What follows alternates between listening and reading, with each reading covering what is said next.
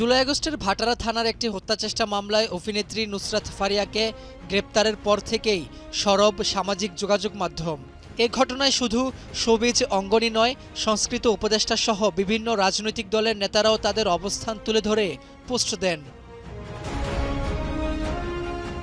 আওয়ামী লীগ সরকারকে আন্দোলন দমনে অর্থের যোগানদাতার অভিযোগে তাকে গ্রেপ্তার করা হলেও নুসরাত ফারিয়া ছাত্র জনতার আন্দোলনের পক্ষে সামাজিক যোগাযোগ মাধ্যমে সরব ছিলেন। উল্লেখ করে গ্রেপ্তারের প্রতিবাদ আসে বিভিন্ন মহল থেকে। কাশিমপুর কারাগারে পাঠানোর ২৪ ঘণ্টার মাথায় মঙ্গলবার তাকে জামিন দিয়েছেন চিফ মেট্রোপলিটন ম্যাজিস্ট্রেট আদালত।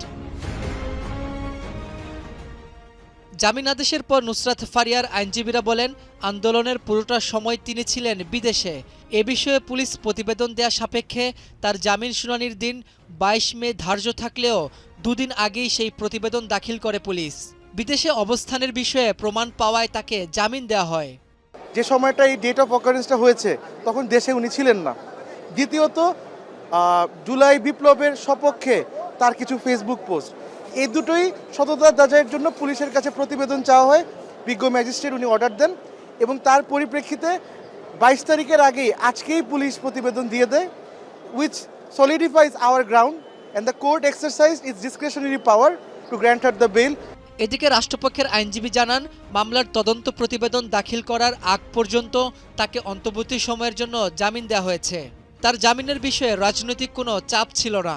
উভয় পক্ষের বক্তব্য তুলে ধরেন এবং তদন্তকারী কর্মকর্তা যে প্রতিবেদনটা সেটা আদালত দেখেন। তো সব কিছু দেখেই আদালত তাকে আগামী ৫,০০০ টাকা বন্ডে পুলিশ রিপোর্ট দাখিল পর্যন্ত অন্তর্বর্তীকালীন জামিন প্রদান করেন। এদিকে জামিনের পর বিকেলে কাশিমপুর কারাগার থেকে কারামুক্ত হন নুসরাত। এর আগে থাইল্যান্ড যাওয়ার সময় রোববার শাহজালাল বিমানবন্দর থেকে ইমিগ্রেশন পুলিশ নুসরাত ফারিয়াকে আটক করে ভাটারা থানায় হস্তান্তর করে। রাব্বি হোসেন, এখন, ঢাকা। লিলি হালাল বিউটি সোপ, বিএসটিআই কর্তৃক সনদপ্রাপ্ত দেশের প্রথম হালাল বিউটি সোপ। দীপ্তিময় উজ্জ্বল ত্বকের জন্য।